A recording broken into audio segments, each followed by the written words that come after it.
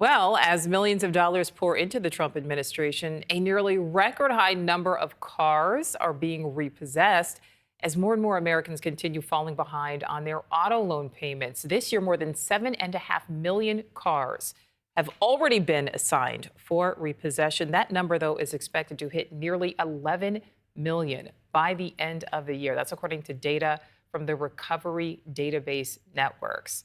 Tariffs have played a part, increasing some sticker prices, with automakers saying they tried to hold off on raising prices when the tariffs first kicked in. But now many companies saying they just can't afford to do that anymore. So joining me now, automotive expert and co-founder of Car Edge, Ray Shefska. Ray, thank you so much for giving us some of your time today. We're hearing a lot of warnings about the auto finance industry as a whole being at a breaking point. Do you agree? We are seeing signs that the difficulty that many Americans are having in making their car payments is a growing and troubling sign. So yes, I think as we continue to see repossessions move forward and go up, you have to also consider that many of the large banks out there, the lenders, are actually increasing their loan loss provisions because they don't expect the loans that they wrote in the past to perform at the level that they thought they would.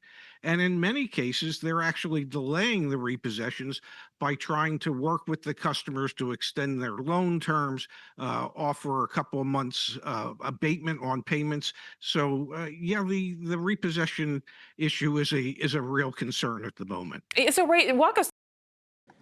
It's an issue, but then at the same time, you also have to understand it from the automaker's perspective, right? So the ability to sell a car versus financing a car is two different things. Most of the time, the minute that it leaves the automaker's facility, the manufacturing facility, when it goes over into the dealership, the car is already marked as sold, right?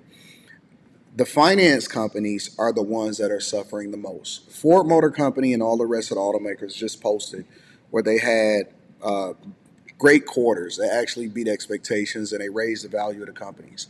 But when you talk about the finance companies, whether that be a separate division or a division within a company, let's say a Ford Credit or whatever the finance company, a union, right, a credit union or a bank or something like that, they are the ones that are struggling with repossessions. And we're gonna get to the people in a minute, but they're the ones that's trying to struggle with, finding the right buyers or being able to qualify buyers because they don't want to repossess the cars because then they have to sell them at a loss at an auction. And so when we talk about, financing and cars and credit, a lot of people are basically letting go everything, right? They don't care about their credit because they're crunched when it comes to layoffs. They're crunched when it comes to, already being close to 30 days late. A lot of finance companies are saying, hey, can we extend your loan or can we put three payments on the back of your loan and stuff like that? And really, it's just a sign of the fact that the costs are too high. The interest rates are high still, which the Trump administration was pushing for the Fed to actually lower interest rates because inflation is now still in the 2% range and has been there for a long time. But you're going to see a lot of people now lose their cars. Now, what do you do when you then lose your car? Most of the time, or I'll tell you what I did the thing that I was supposed to do in the first place, and I went and bought a car cash, and I drove that mug until the wheels fell off. I had close to 300,000 miles on my Cadillac STS, and that was back in like 2008 when I had went broke and moved back into my mom's basement. But I had all, not quite 300,000 miles, but I had close to 300,000 miles when the engine finally gave out, and then I sold it, and then I went and bought another car cash. And so it completely changed my mindset of the things that I need, and then I never finance anything again. That way I'd never be in a position or at the mercy of a bank or anybody that's saying that, hey, you need to do this if a financial crunch happened, right? I started dedicating most of my money into assets instead of financing things for a lifestyle, understanding that everything is going to be cyclical. It's going to be ups, it's going to be downs, but you're going to have to continue to maintain it. You're going to have to get that bag, right? But my point is that the finance companies are working with the automakers, but the automakers are still pumping out vehicles and they're still trying to increase prices while lowering costs because the cost to be able to manufacture these vehicles have not went down at all. Through that, I mean, how many payments can borrowers generally miss before that big tow truck About three. shows up at their About home, at three. their job, or at the grocery store? They come out and there's no car.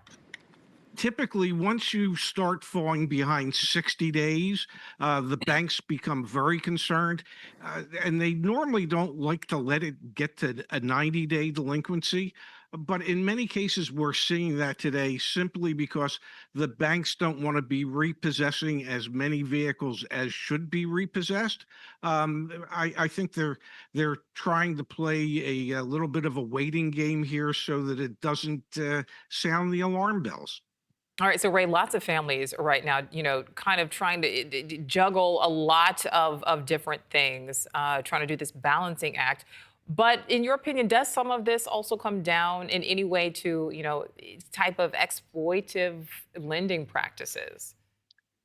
Well, on the subprime side of things, yeah, obviously we see people being charged 24, 25, as much as 30% interest on car loans. And that's onerous for especially the people that already have had credit difficulties. So there is a certain amount of predatory lending that goes on.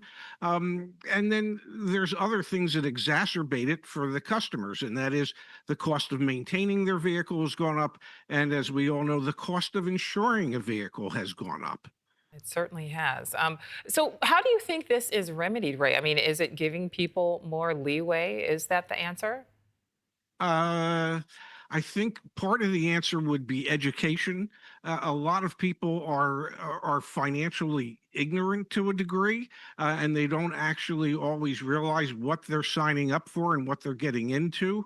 And part of it is lenders and dealers trying to figure out ways to work with the customers so that they can stay in the vehicles and continue to make payments. All right. So, we said at the top of this, more and more Americans are falling behind. So, I have to assume that there are some people who are watching this right now who are going to, trying to figure out what they're going to do. What would you advise? Give it up and never fall back into this whole situation again, or catch up and try to pay it off or get a second job. Either way, you're going to have to remove yourself from the burden of financing these cars because you can't afford it. You never could. People who are watching who may either already be or know that they soon will be Catch in public default on their transportation. car loan. If you are having difficulty making the payment, contact your lender. Uh, they want to lend money. They don't necessarily want to be in the car business. So Facts. contact the lender, ask them if there's a way to figure out how to lessen the payment for the time being or extend the loan term a little longer while. Yo, honestly, I just think that people need to stop financing cars unless you can justify a reason to do it from a financial perspective, like it benefits you, or you would make more money having that money sit in the markets instead of allocating it towards that. You know what I'm saying? So unless you like are super business savvy or whatever, most people need to be in the cash buying business.